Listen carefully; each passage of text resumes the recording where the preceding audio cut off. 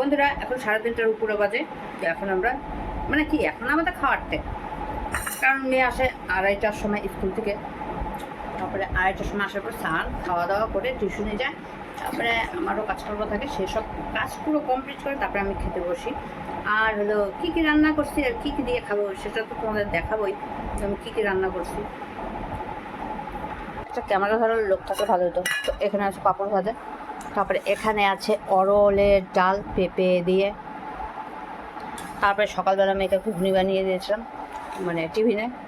আর এইখানে আছে আলু ভাজা, কারণ মেয়ে তো সবজি খেতে চায় না, আলু ভাজাটাই খায়।